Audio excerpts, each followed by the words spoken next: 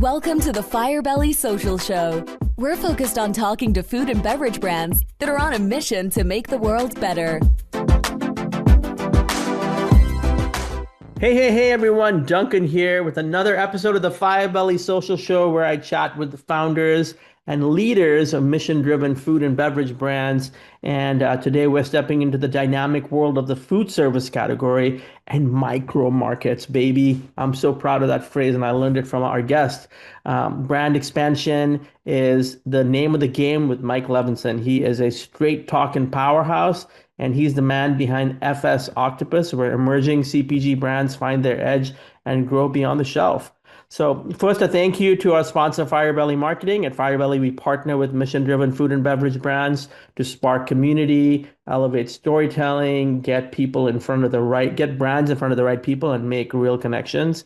So if you're looking to turn engagement into impact, head to firebellymarketing.com and discover how we can help your brand to the next level. And also shout out to Eric Martindale from Elite Commerce, and he wanted to get in on the action. So Elite Commerce, where they help brands with Amazon and retail media and retail velocity, great company. So today's guest is Mike Levinson, and I met him on LinkedIn.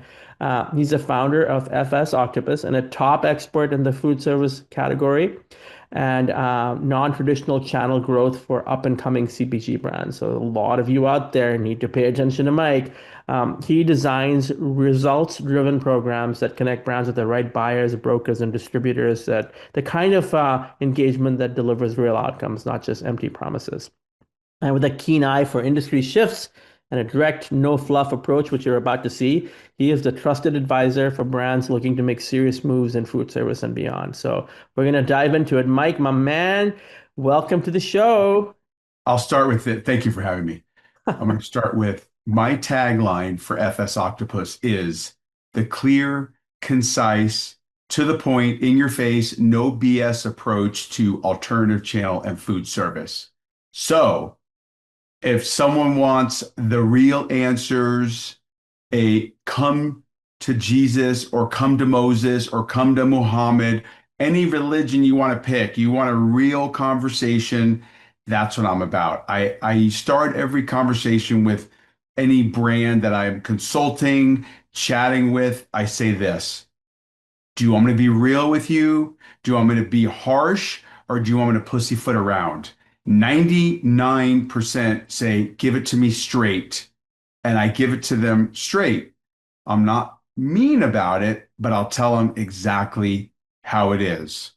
Happy to go into detail unless, Mr. Duncan, you want to ask questions. By the way, you said help twice. You should see my LinkedIn post coming out in a few days on the word help. You'll change your word help because we use that word too often, but I'll table that for part 2 podcast down the road. So let's start with, what does the FS in Octopus stand for? FS stands for food service. So let me quickly get on my soapbox with you, your viewing audience and listening audience. Retail is very straightforward. It's very one-dimensional, meaning you've got a product. Popcorn, a granola, beverage, whatever the product is, shelf-stable, refrigerated, frozen, add 3 inches on your height, adds hair on your head, all the functionalities of the products. You've got a product and you want to go after retail. You find out who the category buyer is or how it works, maybe through Range Me, and you have to submit your product and you sit and twiddle your thumbs and wait. So I developed and understood, and still am learning today, that there's a big world outside of retail. I'll dive in a little bit deeper. Please stop me with questions, comments, or just to shut the F up. There's 77,000 retail distribution points out there, meaning the Walmart, the Targets, the Ahold, Albertsons, Kroger, H-E-B, Wegmans, Publix, etc. Grocery stores. Each grocery store has anywhere from 35 to 50,000 items in their grocery stores.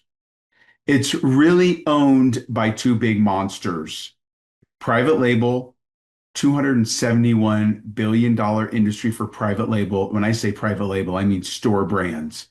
You name it, and I promise you that category is growing more and more and more.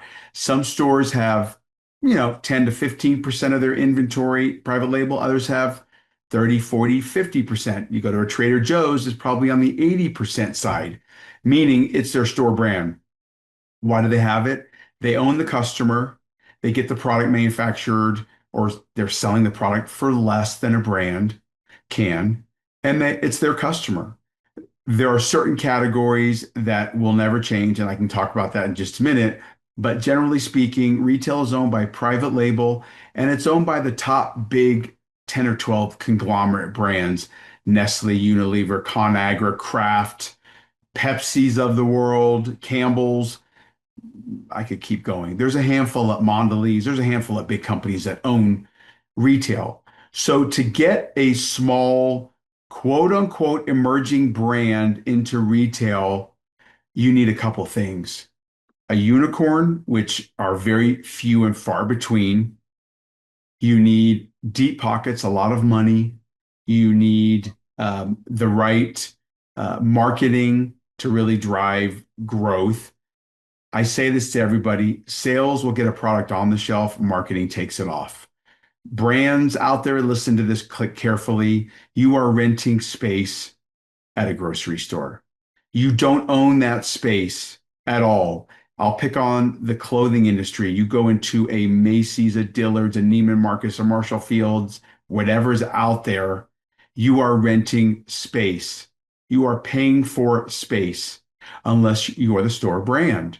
You don't pay for space. So why would somebody want to go into retail with their item and compete against 40 to 50,000 other items? I understand different categories and different uniqueness to the products, etc. But to have your product at retail, it's very sexy, it's very glamorous, it's very glorified, but it's very costly. And you have to deal with some distributors, which I will not mention, that do a lot of deductions, a lot of chargebacks. So I created FS Octopus, Food Service Octopus, because there are three real buckets. There's retail, which we talked about. There's online, D2C, Amazon, TikTok, etc., selling your product online. And then there's food service, which is like a big bucket of alternative channels. I'm going to pause for any questions or comments. If not, I'll dive in deeper. No, I love it. And in fact, you did a post, you mentioned something in a post a few days ago, and I asked you the question, micro markets, and you said more to come. And then you did a whole post about micro markets. And I love that selfishly for my clients, because most of them don't even think about this. All they can think about is retail. Yeah. So if we take retail out of the picture, and I truly, truly believe in my heart of heart, it is David versus Goliath. And as I mentioned, the Goliath are the private label, as well as the big, huge top 10, 12 brands that are out there. Those are the big Goliaths. So outside of retail, there's a lot of other avenues to explore in food service. Let me take a step back. The word food service is real. The true definition of food service is really something called back of the house. It's working with a restaurant, a caterer, an unbranded item that will go in the back of the house that's going to be pulled through a broadline distributor like a Cisco, a US Food, Performance Food Group. Those are the top three big ones. There's a handful of other broadliners out there, but that's a definition of food service.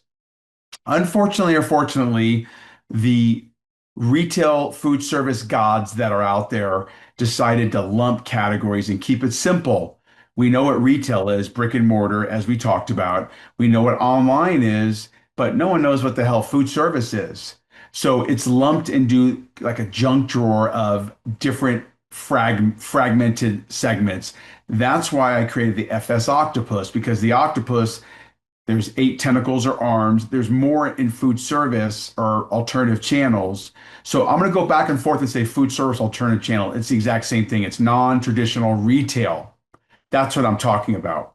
So to dive a little bit deeper in, the octopus, if you will, there are 8 different tentacles. On those tentacles, there are retail items at alternative channels, meaning some retail CPG food or beverage item that you'll find at retail, you can find in a convenience store. There's 150,000 convenience stores in the United States right now. Okay. Obviously, there's some large chains, 7-Eleven, Couche-Tard, Circle K, Casey's, Wawa, EG Group. There's just a handful of large ones, and there's a lot of smaller tiered regional and then some independent mom and pops out there, right? That's just the way it is in retail. That's the way it is in the pizzeria world. That's just the way it is. Convenience stores is a small format landscape, which is evolving and changing, and I'm super excited about the future. Back in the day, you walk into a convenience store, you're going to get Red Bull, cigarettes, Snickers bar, and crap. I say crap, good tasting, not really healthful or healthy to your body. Now you walk into a convenience store, you get hard-boiled eggs, you can get salad, you can get sushi, you can get cleaner label, better for you. I'm not a better for you fan. I don't like that word, or term, but something that is a little bit more healthful to your body, healthy to your body. By the way, side note, I'm a dietitian since 1997. That's why I talk kind of the way I do. I understand the landscape of nutrition. So convenience stores is a big one. Then there's colleges and universities. There's around 5,000 colleges and universities that have convenience stores on campus. Then there is business and tech campuses, the Meta and Google and LinkedIn and Salesforce and Boeing and Snap, massive opportunities for getting your product in there. There's micro markets, as you mentioned, around 20,000 micro markets. People ask all the time, what the hell's a micro market? A micro market is really like an office pantry where you walk into an office building or on a campus and they have these little micro markets, small formats, not as big as a convenience store, but have multiple items for sale, most of the time for sale. Then there's the military. There's retail products at the military. There's retail products in hospitality, hotels, and other channels like that. And then there's real true food service, restaurants, hotels, caterers, cafeterias, QSRs. Let me take a sip real quick. So there's a lot of avenues to explore. There's no cookie cutter answer. There's no one-stop shop. No, here's the playbook. It doesn't work that way in food service. It's really fragmented. In retail, as I mentioned a few minutes ago, it is not fragmented. It's very one-dimensional. You've got reset dates. You got slotting fees. You got promotion calendars, things like that. You get on the shelf, et cetera. Different at the alternative channels. So the question that any brand that is listening or watching needs to ask themselves are the following. Who's my target market? Who am I going after? And if I hear a mom, 25 to 50, I'm flying to wherever that brand is, I'm pitching their effing head off. You hear that too often. I just heard it yesterday. With all respect, you can't go after that market. It's too big. It's too broad. Everyone's going after that market. It's too expensive. Okay.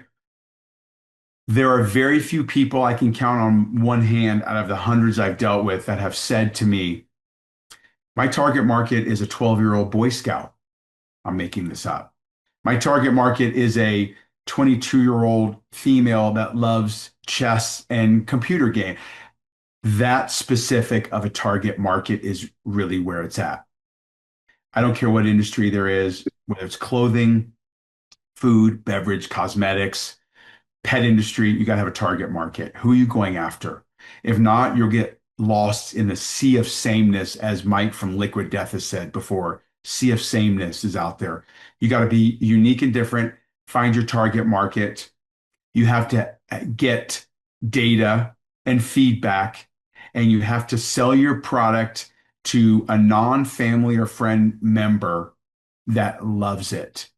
Unfortunately, 99% of products are, I call Me Too products. There's very few unicorns out there. There's nothing wrong with another granola or popcorn or beef jerky or modern prebiotic soda. There's nothing wrong with it. But don't try to compete with everybody else out there. Find your target market, find your customer, find your loyal brand awareness customer. I don't care if it's only 1,000 people on Instagram. Talk to that audience. That is crucial. Do what word am I looking for? Protocol to making a success. Duncan, do you like sports? So Name a sport, a team sport. basketball. Okay, you live in Indiana, Yes. right? Indianapolis. Congrats on being in the finals. Great series. Duncan, you are a 7-year-old boy that lives in Indianapolis and you really want to play for the Indiana Pacers. That's your dream. Do you really think you're going to go at 7 years old and tell your mommy or daddy or take an Uber or a taxi or Lyft to the stadium and try to walk on and compete? You're not. Why wouldn't you play in T-ball, in Pee-wee, in local? The analogy I'm using is brands create a brand and they think they're going to go play in the ocean. The ocean is retail. Okay. Who's in the ocean? Whales, sharks, massive fish that own the ocean. Go play in a lake, a river, a pond, or a stream in your backyard. Okay. Get brand awareness, get loyal customers, develop your identity in your backyard. Then, when the time is right, retailers will come to you versus you go. It's a different conversation when you have to go to a retailer versus them come find you and say, "Hey, I saw you at my local Wawa or my local, mom pop convenience store, or I saw you at my local Ball State campus, Indiana University, Notre Dame. I saw your product there and it looked really great, and I want to bring you into my retail." It's a different conversation to have. So I'm going to ask you, did you understand my analogy I just used? 100. Yep. Stop playing the ocean, guys, brands listening. Start playing in lakes, rivers, ponds, and streams in your backyard.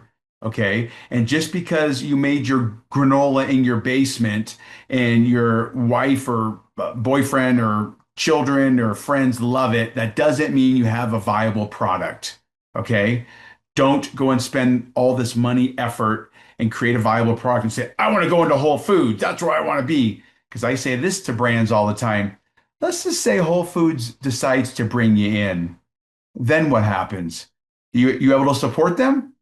Promotion, marketing, slotting. What are you going to do to drive brand awareness? People don't think that way.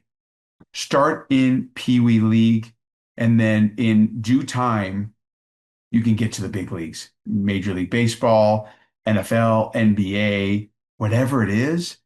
Don't sidestep those. I'll give another quick example. When all of us were born, nobody got up from an infant stage and started walking. Bullshit. They started crawling, they stood up, they fell, and then they started walking, and then they're running. That's the analogy I'm going to use for these CPG brands.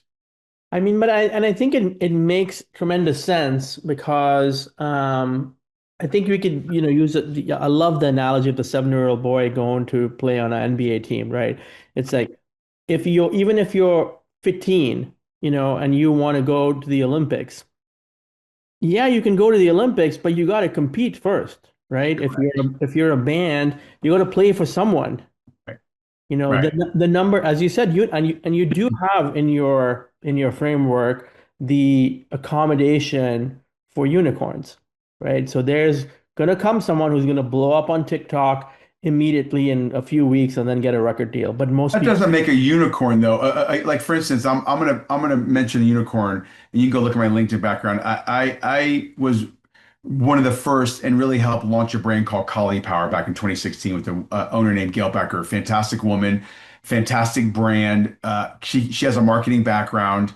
I was brought aboard as a consultant for 10 hours a week, and then I came aboard as full-time food service director. That's a unicorn. I think Poppy and Olipop are considered unicorns. They're competing against each other, but they're massive now. I think Liquid Death, even though it's really a marketing play, is a unicorn. But to have another beef jerky or have a clean label candy item, not really a unicorn. So packaging is important. Ingredients are really important as well. Price point has to be there. Taste is number one. And find your target market. Who are you going after? You're not going to go after a dad or a mom or a busy professional or a huge range of college students. I mean, I can go on and on. Be specific. I have two quick comments. There's a gentleman named Chip Wilson who started a really small company based out of Vancouver, Canada. The company that he launched was called Lululemon. Everybody knows Lululemon. Okay. When asked who your target market is, Chip Wilson, his answer was, I will paraphrase, a 30-year-old woman lives in a high rise, makes $110,000 a year, likes to travel and finer things in the world.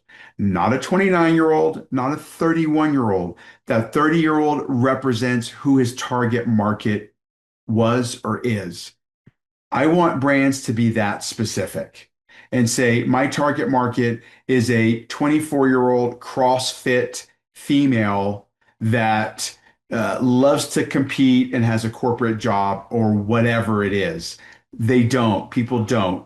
They go after massive opportunities and I'm sorry, not opportunities, massive segments of the population and think they're going to have this wide net casting a fish in the ocean and they're going to catch nothing. So I say this to a lot of brands also. If you look at Nike, if you look at Apple, if you look at Grazi, if you look at Truff, if you look at Liquid Death, do they actually talk about their product in their social media and branding? No. They talk about the emotion. Red Bull. Go look at Red Bull's Instagram. How many millions they have on it. They don't talk about, well, features, ours has 200 milligrams of caffeine and this. They don't talk about that because no one gives a shit. They talk about the emotion and the connection with the brand. So I ask you, Duncan, and I ask your audience, when you are scrolling on Instagram, TikTok, or wherever you're scrolling, do you stop and go, oh my gosh, there's Dunkin's granola, great product. I love it. And I got to follow it and see. No, but if it were Dunkin's granola and you solved some pain point or did something unique and different that was entertaining, that's what's going to get your brand awareness and your loyalty. And that's the part most are missing is A, they don't post on social media, and I'm a big believer in marketing. They're not posting enough, and they post shit crap content. And I'm not saying you got to go out and hire an agency. Maybe they hire you guys, but I'm saying they need to have a specific audience and they need to have a game plan and not talk about features and benefits and talk about the emotion and connecting with their target market audience. Bravo. And it mirrors the conversation, we were talking about Eric Martindale earlier. His company does mostly conversion work. Yeah. Right now, yeah, they do top of the funnel, middle of the funnel stuff, in those retail media situations and marketplaces. But if people don't know who you are, it doesn't matter if you're showing up on DoorDash, for Kroger because right. They don't know who you are. They're going to pick Correct. The brand that they know, right? And so it's interesting. Back in the day, we used to call it the greedy marketeer syndrome. It's like, hey, I don't want to kiss. I just want to have sex. Or in more right. polite terms, I don't want to build a brand. I don't want any awareness. I don't want engagement. I just want sales. Right. Yes, that will get you so far, but only so far, and That's correct. I got to stop you though, because hey, listen, there's a quote that you told me that was just impeccable and amazing. And I'm going to ask you to share that with the audience. What did Steve Martin say that we should all be paying attention Oh, I thought you were going to ask me about Lil Wayne's quote about real G's move in silence like lasagna. to? That's what I thought you were going to ask me. I'm going to say it again because the audience probably won't understand it the first time. Real G's, real gangsters, move in silence like lasagna, meaning the G is silent. I love it. The quote that Steve Martin said, and I just played you the clip, and I play it for everybody, which is a brilliant clip. And the line that he says is, "Be so good they can't ignore you." And what that means to me, it's different perception and perspective for everyone. Be so good they can't ignore you means that your product, your brand is so good that you've got that captive audience on the social media and you've got your niche and you've got a meaning and a message that they're going to come to you, that you are so good. You can take this away from the food and beverage and talk about a musician, right? If you are so good in this, if you are so good in this day and age with your songs, you go on YouTube, you go on SoundCloud, you go on Spotify, you put your shit out there, and if you're so good, I don't care if you live in Des Moines, Iowa, or anywhere. There's no more living in LA or New York or Nashville to be a singer or an actor or whatever. And same with CPG brands. Be so good, they can't ignore you.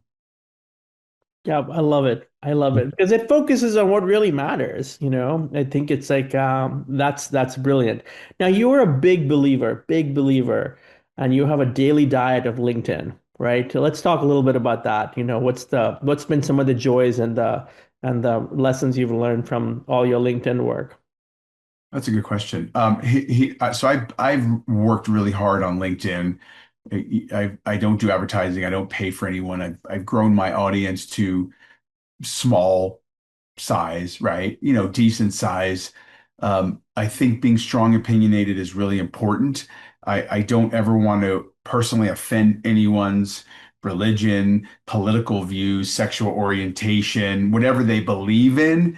But I'm a dummy with convictions on certain things. What I've learned on LinkedIn is the your opening line is like fishing. You have to have the right hook to be able to get someone on there. So for instance, I posted something a couple weeks or months ago on Dave Dahl, I think his last name is. He started Dave's Killer Bread. And the title, the front was From Prison to Purpose. I made that up, From Prison to Purpose. It was really cool. That caught people's attention. That was like a viral, since I think it's up 300,000 impressions. And it's got, but other posts that sit back and I'm like, oh my God, this is freaking brilliant. Nobody sees it. So I post every day. I'm a believer in posting. It's all scheduled. My vision is the following. I am rooting and supporting Davids versus Goliaths. I think there needs to be an even OK Corral gun shootout, and unfortunately, 99% of brands come to a gunfight with a water gun, and they're competing against an Uzi, which is the big boys, and they lose. So obviously, I consult full time fractional sales. I've got a handful of brands. I don't have huge amount of time to pick up other brands. I am launching something in the next couple of weeks, which I'll share in just a minute, which you don't even know about personally, Duncan, which I'm going to share.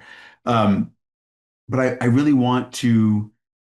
I want to give these small brands an advantage. I didn't use the word help. I want to give them an advantage. And I've had multiple conversations with brands, and I know damn well that 99% of them, A, won't listen to me, and B, with all respect out there, just want free advice or some magic potion or miracle. Well, I will say it point blank. I am not a magician. I am not a miracle worker. It's a question of navigating the waters of where you're playing these fragmented segments. I'll throw words out that I hear all the time. I hear food service. I hear GPOs. I hear DOT. I hear Sodexo, Airmark.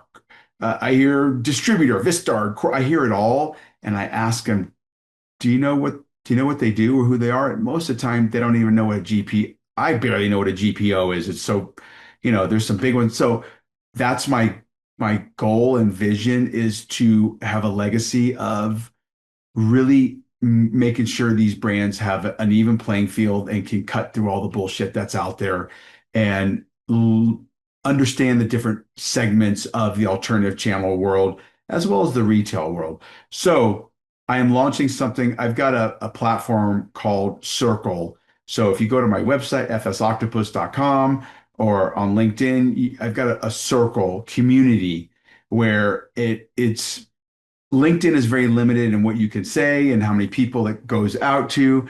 Well, I'm building up my circle to have it as a platform so people can get resources, connect with people, ask questions, and really learn. So I'm launching something in realistically, let's just say August. I mean, it's almost complete. It's called the Octopus Method. So short for Tom, the Octopus Method. And what the Octopus Method is, I'm only going to take 6 brands per cohort, as I call them. And a cohort is going to be 3 months, 6 brands, and it's only, like I said, 3 months. And I will show them, walk them. They will have all the tools to get set up and be successful in alternative channels. It is a fantastic little program that I've worked on and created. It's hands-on, but not that much hands-on for me. But what these brands are going to get out of it is they're going to get contacts and me connecting them to the right category buyers or right distributors or whatever it is that they need. So I'm excited about that. And I do know there's a lot of interest and opportunities, but when it comes time for people to actually pay, they're like, no, I'm not going to do it. It's not expensive, but it's not free. But I say this to everyone, these brands have invested thousands, hundreds of thousands, millions of dollars in their brand, in brokers, in distributors and slotting fees and promotion and marketing and logistics and 3PLs. If somebody is serious about alternative channels and really wants to grow sales and velocity and distribution, they need to consider the alternative channel / food service world. I love it. And I'm a big believer in cohorts or masterminds. I've spent a lot of time in various masterminds, and I run a mastermind for agency owners. And so there is something to be said for going through the same intellectual property, going through the same process, going through the same learning as a group. Yeah. And I love what you said. Connections are important, but beyond the connection, the conversations are important. The community is important, and commerce just tends to follow those things. So, well, yeah, you know what? I'm a huge, huge believer in network and connections. You have to have a great product, but you got to know who to talk to and how to navigate the waters. I go back to the octopus and the ocean and the lakes and rivers. There's a theme I'm building here. Not easy to do, and I came from the distribution world. I know the distribution world, and I've come from the manufacturing, whether it's a small startup like a Caulipower to a larger brand or business, if you will, that's out there. So I understand it, and it really comes down to, if you really boil it down, it comes down to where your product is the right fit for alternative channels, who your target market is, what makes your product different than what's out there, competition, is it priced right, does it solve a pain point for somebody, and do you have the right marketing, social media support? Because sales is fantastic, it's great. spend your money and your time on the marketing aspect of it. And that will go a lot farther than going out and hiring 17 salespeople without any marketing whatsoever. Okay. So that's the balance, sales and marketing.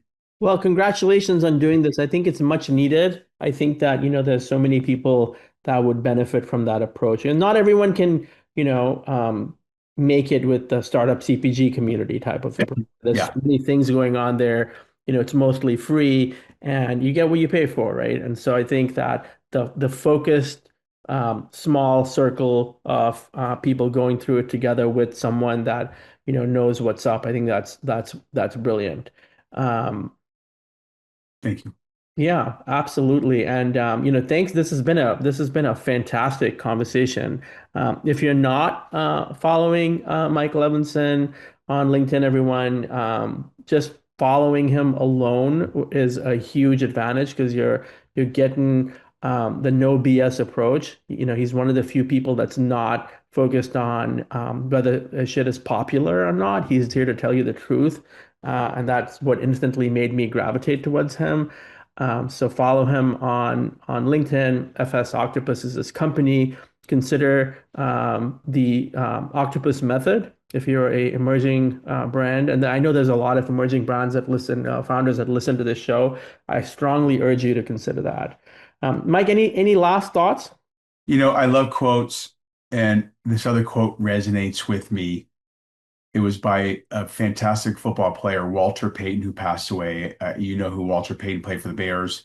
And he said, when you are good at something, you tell everybody.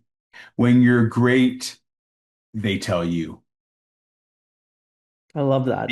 Be great. Yeah.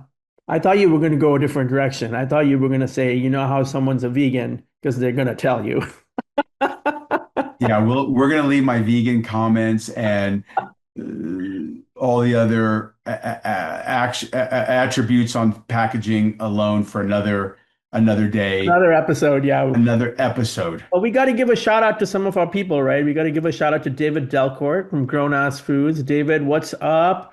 Dave, what's up, Dave? Yeah, who else? Dave, I haven't heard from you in a while. Yeah, and I'm gonna give a shout out to Arshad Bal because Arshad Bal, who I don't think guys know each other? Oh yeah, I've talked to him many times. Great guy. Awesome. And I didn't talk him off the ledge of retail. He's smart and he's a hustler and he's got a great protein bar that's out there. And we've had multiple conversations. So yeah, he's on my team. And of course, Eric Martindale is amazing and I support him. He supports me.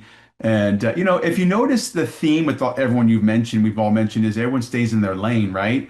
Like focus on your lane and what you're doing, and don't cross over lanes and try to be all things to all people, and focus on your niche.